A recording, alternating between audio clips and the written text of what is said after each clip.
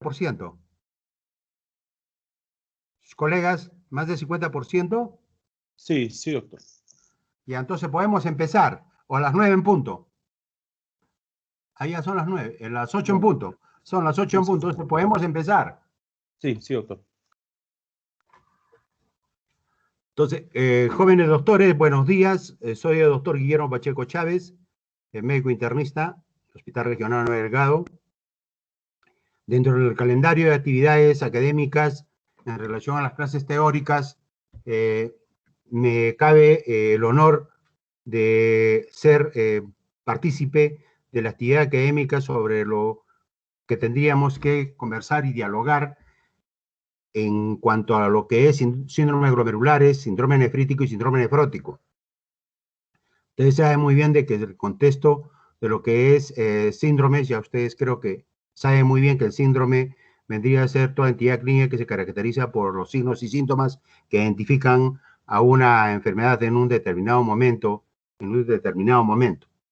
y que los síndromes o glomerulares, tenemos que hablar que no solamente hablamos del síndrome nefrítico y síndrome nefrótico, sino que es un ente articulado en cuanto a lo que es fisiopatología, fisiología, patología, anatomía, y en el contexto de lo que es microbiología, para poder nosotros de alguna u otra manera engranar y articular todo lo que se habla sobre esta entidad clínica de los síndromes glomerulares.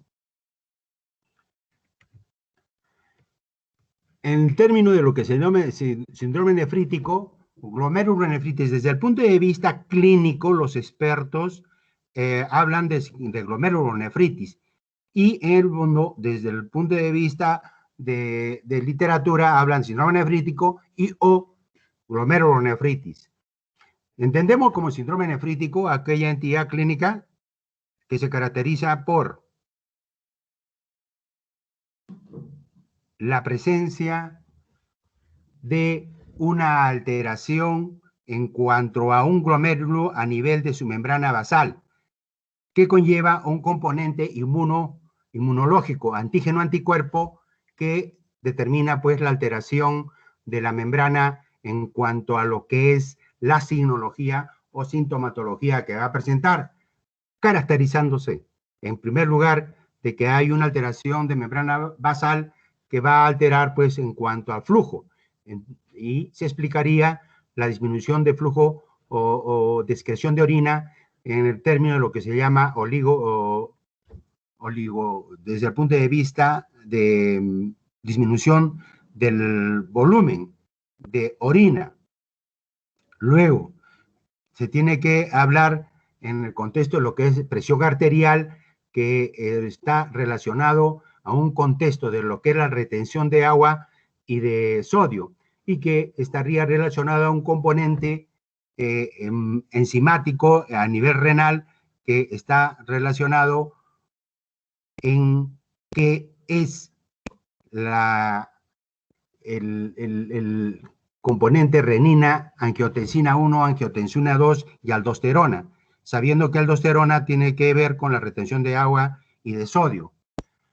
Luego que anteriormente, como les decía, la disminución del volumen de orina, que se entiende como la oliguria, y la oliguria es cuando, en el término semiológico, es menos de 400 el volumen en 24 horas. Luego habla de alteración en cuanto a la membrana basal, que conlleva a la presencia de hematuria, una hematuria microscópica y una hematuria macroscópica. Y la característica de esta entidad clínica de que el síndrome nefrítico está caracterizado por lo que, desde el punto de vista criterios clínicos y laboratoriales, el clínico es la hematuria macroscópica o microscópica, y desde el punto de vista laboratorial es cuando en el sedimento urinario encontramos una entidad, o sea, un ente importante que está relacionado a lo que se llama la presencia de cilindros hemáticos y los hematíes más de 5, 6, 7, 8 por campo. Entonces, en conclusión, un ente importante es la hematuria, y que su carta de presentación vendría a ser la presencia desde el punto de vista laboratorial con los cilindros hemáticos. Y finalmente, hay un componente relacionado desde el punto de vista clínico, un edema, pero que se caracteriza a nivel de áreas de declive a nivel de miembros inferiores, pero también la literatura refiere que a veces también presenta el término de anasarca en la presencia de la carita, pero más en la cara, o sea, en la fascia. Y conlleva, pues, que esta entidad clínica tiene sus componentes clínicos y laboratoriales para poderlos definir y entender. Acá, en el contexto de lo que dice, es la inflamación de los glomérulos de manera aguda. Entonces, estamos hablando de la membrana basal. Epidemiología, la glomerulonefritis postestreptocócica es más frecuente en niños de 2 a 6 años con antecedentes de infección estreptocócica pre. Entonces, acá en ese contexto de epidemiología, el agente etiológico, desde el punto de vista infeccioso, hablamos del problema de un antecedente, de una alteración a nivel de lo que es vías respiratorias altas o con una faringitis o un componente relacionado como agente etiológico, un estreptococo beta hemolítico grupo A. Por ejemplo, estamos hablando del componente infeccioso. Ya sabemos muy bien que en el componente desde el punto de vista de diagnóstico es inmunocomplejos y tiene que relacionarse también con otras entidades clínicas desde el punto de vista estafilococo, ¿no? Que también puede producir, como el estreptococo, una alteración a nivel de lo que es corazón, produciendo lo que es miocarditis, y al final, pues, pueden también producir lo que se llama endocarditis, alteración de las válvulas, pero en otro contexto.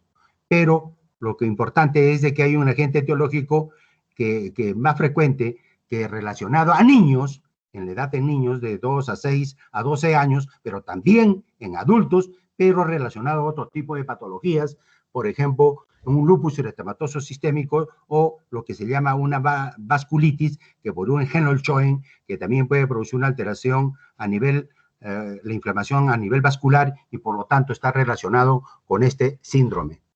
Pero en el contexto más frecuente que estaríamos acá entendible es de que se da el síndrome de glomerulonefritis en niños de 2 a 6 a 12 años y también les voy a reiterarte que también afecta a adultos y que también en ese contexto no es de la faringitis nada más, sino en otro contexto de lo que se llama piodermitis, que también puede haber una presencia de síndrome nefrítico, pero en relación a lo que es una presencia infecciosa a nivel de piel que va a afectar con un periodo de incubación entre 15, o sea, 2 semanas a 4 semanas y que también pueden afectar al glomérulo a través de lo que fisiopatológicamente hemos determinado.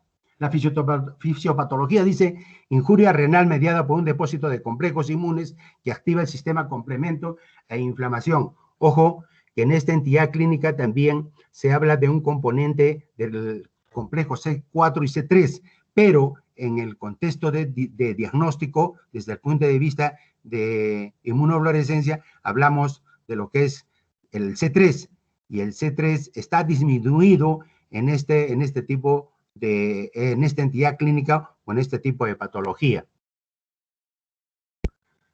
La epidemiología, no, todavía seguíamos desde el punto de vista epidemiológico, depende de un factor de fondo.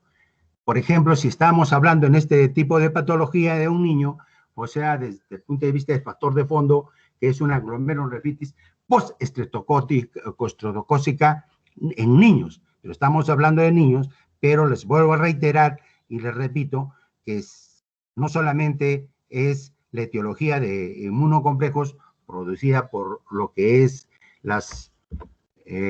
los componentes inmunológicos relacionados a lo que es estreptococo beta hemolítico grupo A, puede haber estafilococo, puede haber otras entidades clínicas relacionadas a lo que es síndrome nefrítico, como les voy a repetir, puede haber un lupus eritematoso sistémico que puede afectar también desde el punto de vista sistémico, o puede haber también un fenómeno de vasculitis que también está relacionado a esta entidad y muchas otras entidades clínicas.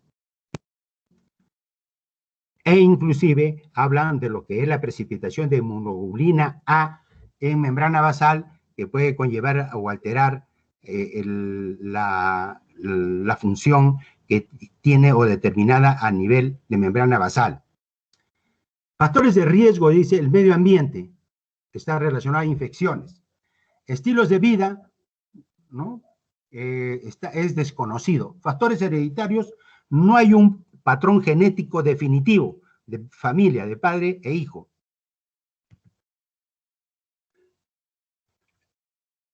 Hablamos en el contexto de lo que es etiología, para que ustedes ya entiendan, ya les hablé que no solamente es el estreptococo, sino hay otras entidades relacionadas a entidades clínicas primarias, y desde el punto de vista laboratorial, primarias, ¿no? Clínicas, glomerulonefritis primarias y glomerulonefritis secundarias. Desde el punto de vista de diagnóstico, los expertos manejan a muchos pacientes porque para poder hacer un estudio histopatológico o anatomopatológico, los expertos realizan un procedimiento invasivo que tienen que ser expertos para poder hablar de una biopsia como diagnóstico definitivo. Definitivo porque los exámenes auxiliares, los otros son presuntivos. Y cuando realizamos un estudio histopatológico o a través de una biopsia, hablamos de un diagnóstico definitivo. Y aquí los expertos hablan en cuanto a su clasificación desde el punto de vista histopatológico, una glomerulonefritis rápidamente progresiva, una nefropatía por depósitos de inmunoglobulina, que son anticuerpos, inmunoglobulina A, como les decía, también inmunoglobulina A, inmunoglobulina G, que se caracteriza por una hematuria recurrente, ¿no es cierto?, entendiéndola como hematuria, y una glomerulonefritis membranoproliferativa. Los expertos hablan en cuanto a lo que es rápidamente progresiva o a cambios mínimos. Unos expertos hablan que en niños se produce lo que se llama a cambios mínimos y en adultos la membranosa. En las glomerulonefritis secundarias hablan de la etiología, como por ejemplo les hablaba de la granulomatosis de Wegener, hablan de Gutt-Pastor, la patología de Gutt-Pastor, de vasculitis, o sea, que altera a pequeños vasos y que a veces el síndrome de Wegener, por ejemplo, cuando uno tiene la experiencia, a veces no solamente presenta hematuria, sino también hemoptisis. Hablan de la púrpura de Reynolds-Schönn, que también lleva lupus eritematoso sistémico, como les decía, como un contexto de etiología. También sabemos que el lupus eritematoso sistémico es un componente importantísimo que tiene que ver con anticuerpos antígenos, o sea, los anticuerpos antinucleares, y que es una enfermedad multisistémica que no solamente afecta al riñón, afecta a nivel pulmonar, a nivel cardíaco y a nivel peritoneal. En ese contexto, con el proceso académico que ustedes van viendo, seguramente en su área clínica la van a ¿no? recordar o la van a dilucidar en cuanto a su como entidad clínica. Crioglobulinas. También habla de un componente posinfeccioso, que es lo que estábamos hablando del estreptococo. El estreptococo beta hemolítico grupo A, que es el característico en cuanto a esta entidad clínica que estamos hablando, que se almacena en el glomérulo y a nivel, pues, sabemos muy bien que el glomérulo es un componente estructural, vascular, microvascular, que tiene podocitos y tiene todo un componente que ustedes saben anatomía y que también está involucrada lo que se llama la membrana basal como un ente importantísimo. También están relacionados en etiología componentes relacionados o componentes oncológicos como mieloma múltiple, un CA de pulmón, leucemia, o sea, componentes mieloproliferativos que evidentemente estamos solamente enumerando en esta clase teórica. Enfermedades glomerulares familiares hablan de la enfermedad de Alport, son alteraciones de nefropatía, hipoacusia, visuales, que son, están relacionados pues desde el punto de vista cromosomial, desde el punto de vista familiar. La enfermedad de Fabry, enfermedad por almacenamiento de lípidos.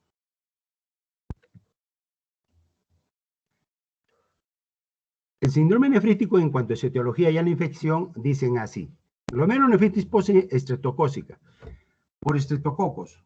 Post-impétigo, el impétigo es una dermatitis, ¿no es cierto? Una dermatitis que tiene pustulosa o por impétigo, que puede producir en niños desnutridos, que la dermatitis puede producir pústulas a nivel de piel y que evidentemente puede ser causa con un periodo de incubación un poquito más prolongado, pero forma parte dentro de lo que es la carta de los agentes etiológicos. Hablan de anticuerpos que se alojan en los glomérulos en cuanto a la estreptococia. Como lo voy a reiterar, la presencia de anticuerpos, la producción de anticuerpos para producir un complejo antígeno anticuerpo que va a conllevar esta alteración de síndrome nefrítico. Endocarditis bacteriana. Como les decía, hay patologías que desde el punto de vista estreptococo no solamente afecta al riñón, afecta al corazón. Entonces, hay otras entidades clínicas como el estreptococo, el estreptococo B, o sea, desde el punto de vista viridans, el estafilococo aureus, que afectan también, están relacionados con esta etiología. Las bacterias pueden viajar, dice, por el torrente sanguíneo y alojarse en el corazón en una o más válvulas cardíacas. Ahí más bien en el componente, cuando hay endocarditis bacteriana, ustedes saben muy bien de que el endocardio es un componente como el miocardio y el epicardio. El endocardio está relacionado a las válvulas, y cuando hay problemas desde el punto de vista valvular, está relacionado a lo que es la presencia de soplos cardíacos que afectan a las válvulas, tanto a la mitral, a las válvulas tricuspidia, pulmonar, aórtica, tanto lo que es estenosis o pueden estar relacionados a lo que es insuficiencia valvular. Enfermedades también o infecciones virales. Están hablando de infecciones por VIH, hepatitis B, hepatitis C, que está ahí. Inmunitarias. Entonces, más claro, el lupus eritematoso sistémico es enfermedad inflamatoria crónica. Como les vuelvo a reiterar, es una enfermedad multisistémica que afecta a muchos órganos y que evidentemente pues su pronóstico es muy reservado. El síndrome de Guth-Pastori vasculitis emite una neumonía, produce hemorragia pulmonar y daño renal. Como les decía muy bien, en la experiencia propia que uno ha tenido en su labor desde el punto de vista asistencial, el síndrome de Guth-Pastori produce también alteraciones o hemoptisis y también hematuria. Y nefropatía por inmunoglobulina A, como les decía al inicio, es el depósito de inmunoglobulina en los glomérulos, en la membrana basal, que conlleva caracterizada por episodios recurrentes de hematuria, y la nefropatía puede evolucionar con años sin síntomas evidentes. O sea que en este tipo de patología relacionada a lo que es nefritis por inmunoglobulina, la precipitación de inmunoglobulina o anticuerpos, que es la inmunoglobulina, son anticuerpos que se precipitan o se alojan en la membrana basal, y el daño es progresivo y que no podríamos hablar también en el término que se llama el proceso crónico relacionado a la nefropatía por inmunoglobulina A. También hay componentes, hablan acá de vasculitis, poliarteritis. Ustedes saben muy bien que son desde el punto de vista vasculitis, son vasculitis que afectan vasos sanguíneos pequeños como el corazón, riñón e intestino. Las poliarteritis como en contexto de conocimiento en su proceso académico que van a ir viendo progresivamente con los años que vayan viendo. La granulomatosis de Wegener afecta a los vasos pequeños y medianos en los pulmones y riñones, que en la experiencia, como le digo, asistencial, se presentó como una patología relacionada pulmonar, una hemoptisis, como un esputo hemotoico, después una hematosis franca y simultáneamente o concomitantemente presentaba también una hematuria.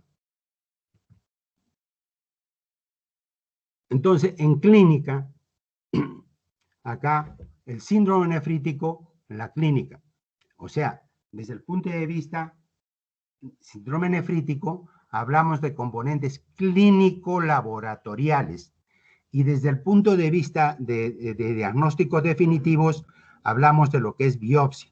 Y los clínicos laboratoriales, acá reiterándoles en cuanto a los signos y síntomas. Entonces, en conclusión, si en el examen teórico se les pregunta una pregunta en cuanto a lo que es signos y síntomas del síndrome nefrítico, les van a hablar de lo que es hipertensión arterial, como les lo vuelvo a reitero, está relacionada a la retención de agua y de sodio, pero otros expertos, desde el punto de vista de fisiopatología, hablan del componente renina, angiotensina 1, angiotensina 2 y lo que es aldosterona. De hematuria macroscópica. La hematuria macroscópica, ustedes saben muy bien de que es que cuando se habla de un color, la orina, de un color Coca-Cola o de un, ¿no? En ese contexto. Pero nosotros hemos visto pues una hematuria franca y que desde el punto de vista macroscópico, pero en esta entidad clínica, para el diagnóstico definitivo se habla también desde el punto de vista laboratorial, la presencia de cilindros hemáticos como diagnóstico y como un signo patognomónico laboratorial, que si la presencia de cilindros hemáticos haría pensar en la posibilidad de esta entidad clínica. Edema. El edema está relacionado a la retención de agua a nivel de sodio, a nivel de áreas de declive, unos, ¿no? Y otros están relacionados, pues, cuando va a avanzar, porque ustedes saben muy bien de que el síndrome nefrítico puede llegar a una insuficiencia renal, a una falla renal. El síndrome nefrótico también pueden llegar, entonces pueden ser el inicio de una alteración de la función renal.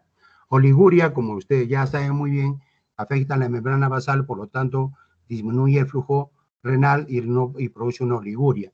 Y proteinuria, sabe muy bien que en el síndrome nefrótico es más de 3.5 gramos, ¿no? En 24 horas cuando se cuantifica.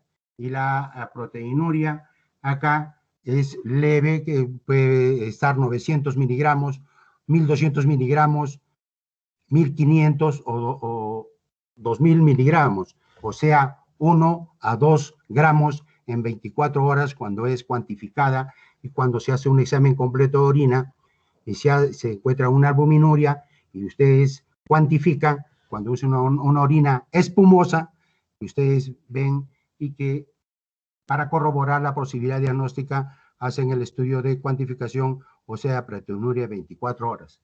La cronología dice la glomerulonefritis postestreptocócica presenta tras 2 a 3 semanas de una infección faringoamidolada. Entonces, miren cómo también es importante el periodo de incubación, o 4 a 6 semanas en una infección cutánea, como también está relacionada a la piodermitis en este tipo de patología. El síndrome nefrítico dice el tratamiento, una dieta hipoproteica, porque sabe muy bien de que acá se maneja proteínas de alto valor biológico y que el valor de 0.5 a 1 gramo, pero es solamente de diálogo, porque en el tratamiento ya tendrán que ver en el proceso de su área clínica. Una dieta baja en sal, porque no retenga, o sea, retener el sodio. Ustedes saben muy bien que el sodio también está relacionado a lo que es hipertensión arterial. Restricción de líquidos, sí, porque hay edema. Uso de diuréticos, depende del criterio del médico especialista. Y utilizo de antihipertensivos. La glomerulonefritis postestreptocócica se utiliza, pues, antibióticos. Y la más frecuente y conocida es la penicilina, que es sódica. Y muchos pacientes, como vuelvo a reiterar, avanzan tan rápidamente que pueden llegar a una falla renal y pueden terminar en lo que se llama en unas sesiones de hemodiálisis o diálisis. Y cuando el proceso es muy severo. Un caso clínico que se les puede presentar en el día del examen es un paciente de 12 años con tiempo de enfermedad de 8 días, antecedente de presentar lesiones de piel, una piodermatitis hace 15 días. Asimismo, presenta hematuria franca, oliguria, edema de miembros inferiores a nivel pretibial, sus funciones vitales, la presión arterial 140,95 milímetros de mercurio y una temperatura de 37,7 grados desde el punto de vista remitiéndose a una historia clínica. El examen de sedimento urinario, cilindros hemáticos, que como les vuelvo a reiterar, y la hematuria desde el punto de vista en cuanto a los hematíes más de 5, 6, 7, 8, porque el valor normal es de 0 a 5. Entonces, cuando es más de 5 hacia adelante, ya comienza, y sumado a lo que es cilindros hemáticos, cabría la posibilidad de esta presunción diagnóstica. Hepatograma, albúmina de 1 gramo por decilitro, y el complemento C3 está disminuido, sabiendo que el valor normal es de 88 a 210, y el paciente tiene 20,9 miligramos por decilitro. Entonces, estaríamos hablando que el C3 está disminuido como criterio también desde el punto de vista laboratorial de inmunofluorescencia cuando hagan la revisión posteriormente en el área clínica. Entonces, en conclusión, pregunto a mi señor delegado, doctor, en cuanto al caso clínico, ¿usted estaría hablando de probabilidad diagnóstica de qué tipo de patología, doctor? De un síndrome nefrítico, doctor. ¿Ah? De un síndrome nefrítico. ¿Qué síndrome? Nefrítico, doctor. Excelente, doctor. Si la pregunta del examen le viene de esa manera, ustedes ya manejan si han entendido algo con los criterios clínicos, laboratoriales, y desde el punto de vista médico-clínico, creo que hablan hasta en cuanto a edad, al grupo, ¿no? A un niño o niña, cómo es esta entidad clínica, y que les reitero más bien, jóvenes doctores, de que existen enfermos, no enfermedades. A veces los pacientes no traen la clínica del libro, o sea, no es que les estoy poniendo, o sea, se aplica la clínica cuando se hace y se corrobora con los estudios laboratoriales sumado a la clínica. Muy bien, doctor. Síndrome nefrótico es la enfermedad glomerular manifestada por proteinuria. Manifestada por proteinuria masiva y persistente, fisiopatología. Les reitero de que el síndrome nefrótico vendría a ser aquella entidad clínica que se caracteriza por una alteración de estructura glomerular selectiva a la albúmina y se caracteriza desde el punto de vista de manifestación clínica como lo que es hipoproteinemia, lipiduria, hipercolesterolemia, albuminuria y el edema, que es caracterizado como es generalizado a veces, la mayoría de veces, y este término semiológico lo entendemos como anasarca. Dicen los expertos que desde el punto de vista fisiopatológico es la alteración de la permeabilidad glomerular que determina la pérdida de proteínas por la orina. Esta situación conduce a una hipoalbuminemia, disminución de la presión oncótica, lo que determina la retención de agua y de sodio a nivel intersticial y a nivel renal. Eso en nuestra práctica lo determinamos bien sobre lo que es presión oncótica y la presión hidrostática. Epidemiología, nefropatía diabética es la causa más frecuente y relacionada a lo que es síndrome nefrótico, porque hay un daño a nivel de parénquima renal y que evidentemente vendría a ser la causa más frecuente dentro de los países latinoamericanos y en nuestro país. La mayoría de pacientes con diabetes mellitus, de 100, 90 o 80 terminan en sesiones de hemodiálisis. Lupus eritematoso sistémico también está relacionado. La glomerulonefritis segmentaria y membrana proliferativa también está relacionada a un componente primario y secundario. Factores de riesgo, el medio ambiente, estilo de vida, también es desconocido porque la mayoría pues, de casos no hay en un contexto de lo que está relacionado al estilo de vida. Pero se podría hacer que las personas que son sedentarias, obesidad, o sea, desde el punto de vista mórbida, podrían sumarse al estilo de vida, ¿no? Y la otra es de que el paciente que está con diabetes mellitus no maneja o bien maneja una vida desordenada en cuanto al componente higiénico-dietético y que no maneja los valores normales de su glucosa en sangre, por lo cual determina un daño renal finalmente. Factores, ¿no? Y genéticos de mutaciones en las proteínas que conforman el diafragma de la hendidura del glomérulo es desde el punto de vista inmunológico o desde el punto de vista genético, de gen. Como lo voy a reiterar, también habla de síndrome nefrótico en cuanto a lo que es enfermedad primaria y secundaria. Aquí sí damos importancia a los que es cambios mínimos más frecuente en niños. En niños se pregunta cambios mínimos. Y la membranosa es más en adultos mayores. Entonces, en el examen práctico o teórico práctico o en el teórico se les puede preguntar cuál es, desde el punto de vista histopatológico, primario, tal y cual, en ese sentido, en niños más frecuente el síndrome nefrótico es en niños, relacionada a cambios mínimos. Y en adultos se da la membranosa. Hablan también lo que es membrana proliferativa, pero en el contexto académico manejamos la membranosa y manejamos los cambios mínimos. Hablan de focal segmentaria en adultos jóvenes, rápidamente progresiva.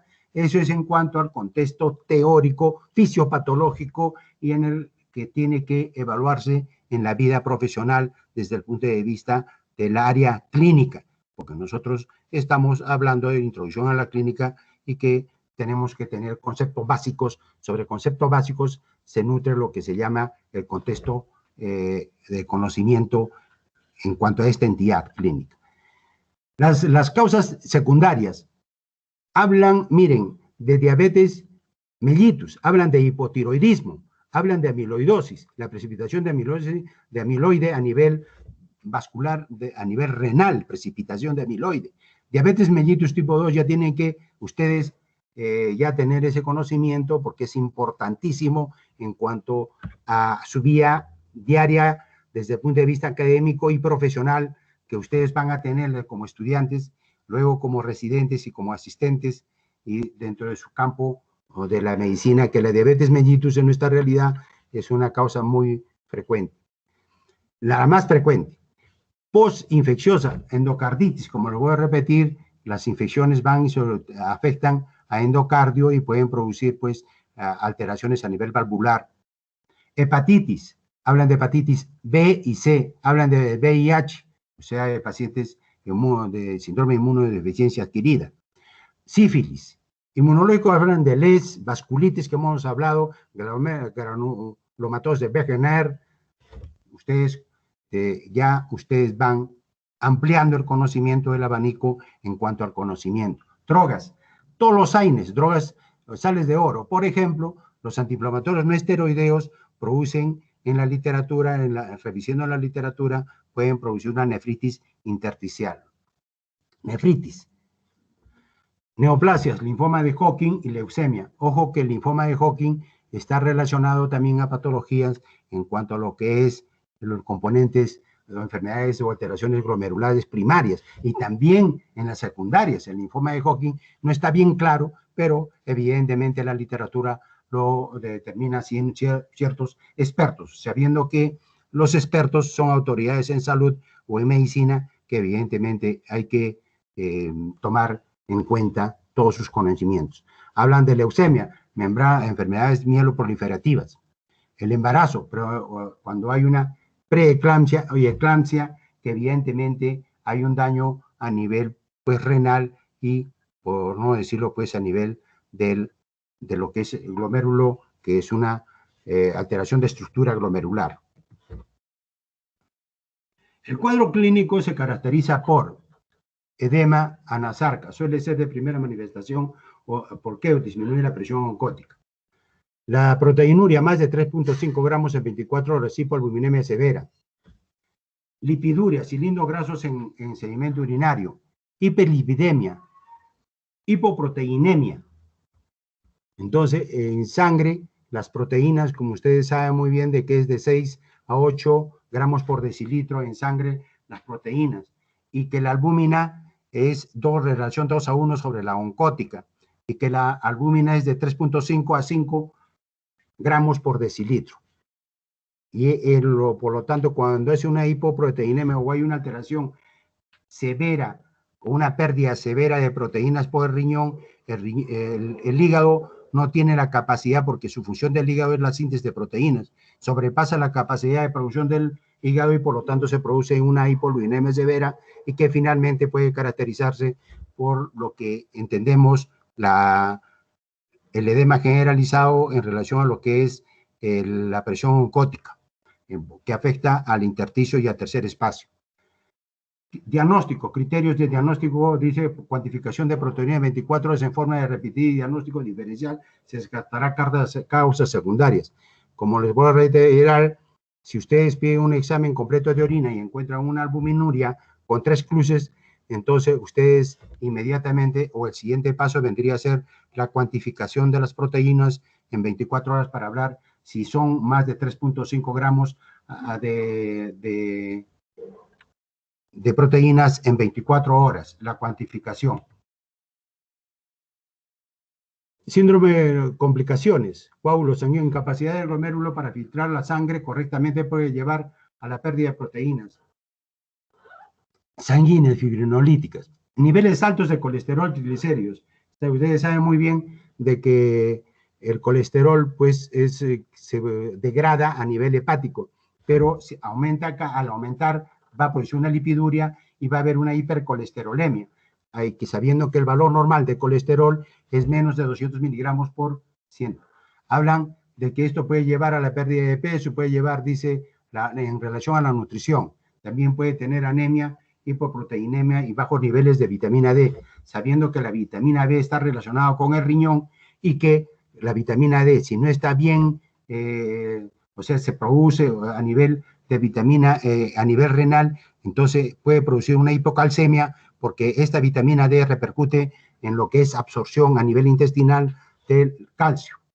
La presión arterial alta, el daño del glomérulo y consiguiente acumulación de excesos de líquido corporal puede, no les digo que es desde el punto de vista selectivo a que haya una presión arterial, pero sí un alto porcentaje de pacientes con diabetes mellitus están con hipertensión arterial y, como les digo, pueden terminar produciendo una insuficiencia renal. Enfermedad renal crónica o aguda, síndrome nefrótico, puede llevar a que los riñones pierdan su función. Y también la desnutrición está relacionada en este tipo de... Caso clínico. Joven doctor delegado, ¿me lo puede usted leer el caso clínico?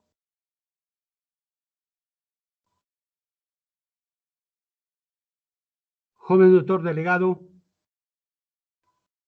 o cualquiera de los jóvenes doctores, una lectura al caso clínico. Doctor, disculpe. Ya. Paciente de sexo femenino de 43 años, natural y procedente de Judiaca, 1. Ocupación costurera, estado civil, soltera, viene por servicio de emergencia. Tiempo de enfermedad, 13 días aproximadamente. Es de inicio insidioso y de curso progresivo.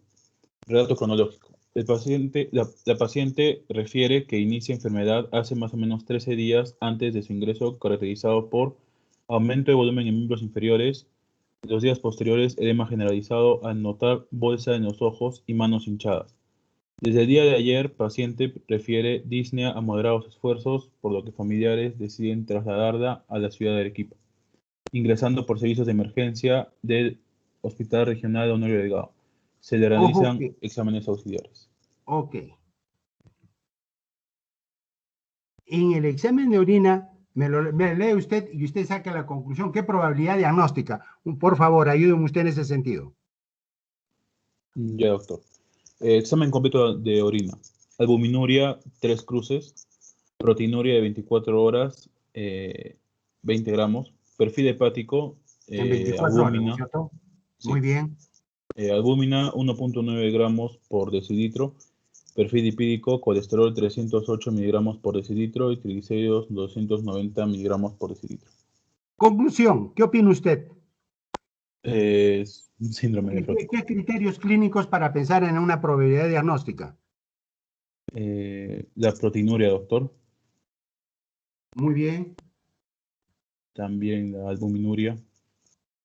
¿La albúmina está muy baja o normal? La albúmina. No En el está perfil elevada, hepático, doctor. en sangre. La albúmina. No, está... ¿Hipoalbuminemia severa o no es hipoalbuminemia severa? Sí, doctor. Es una hipoalbuminemia severísima, sabiendo que el valor normal, como les digo, es de 3.5 a 5 o a 5.5, y que la diferencia, porque sabiendo que el valor normal es de 5.8 a 7.8 o a 8 gramos por decilitro, entonces la relación es 2 a 1. Pero acá hay una inversión, entonces la albúmina está muy baja. Y esto está conllevando a que la presión oncótica esté disminuida y la presión hidrostática esté dentro de su rango normal, solo que la albúmina, y por lo tanto todo el componente vascular se pase a nivel intersticio, tercer espacio, y pues se produce un edema generalizado. El perfil lipídico, el colesterol está alto, ¿no? Sí, doctor. Entonces, en conclusión, la probabilidad diagnóstica es un... Síndrome nefrótico. Muy bien.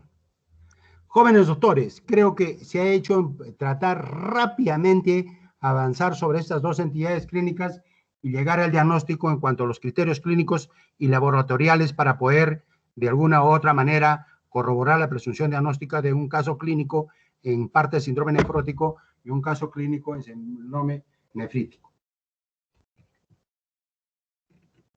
Ahí está la clínica, la diferencia entre lo que es nefrítico y nefrótico. Ustedes vean ahí el edema en el síndrome nefrótico, edema, hipoalbuminemia menos de 3 gramos, proteinuria desde el punto de vista más del 5 ¿no? Y en el síndrome nefrítico, la hipertensión, azoemia. Azoemia es la presencia, azotemia, ya hablan del componente de la urea, de ácido úrico o de la creatinina, cómo es en ese componente desde el punto de vista de casos clínicos o dentro de la literatura. Pues hematuria y proteinuria. En conclusión, tienen bien claro porque las preguntas están relacionadas a este tipo. Y enfermedades hablan de glomérulo, la nefrítico, glomérulo estreptocócica, glomérulo por lupus eritematoso sistémico, y hablan de DEN desde el punto de vista rápidamente progresivo.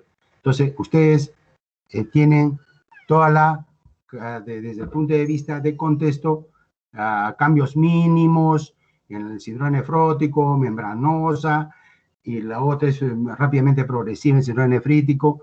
En ese contexto me parece que les he dado el sustrato básico sobre se va a sustentar su vida o el área clínica, porque nosotros estamos haciendo síndrome de introducción, o sea, estamos hablando de introducción a la clínica de semiología 2, y lo importante para ustedes, su recomendación, es de que tienen que conocerlos con los valores normales en relación a un hemograma, a lo que es un examen completo de orina, lo que es un hepatograma, lo que es un hemograma que es importantísimo, una hemoglobina que es importantísimo.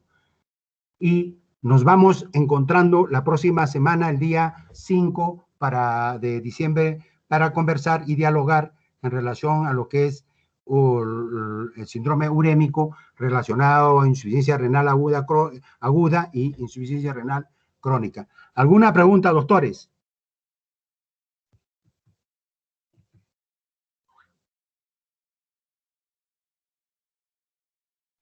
Entonces, siendo las 8:45, hemos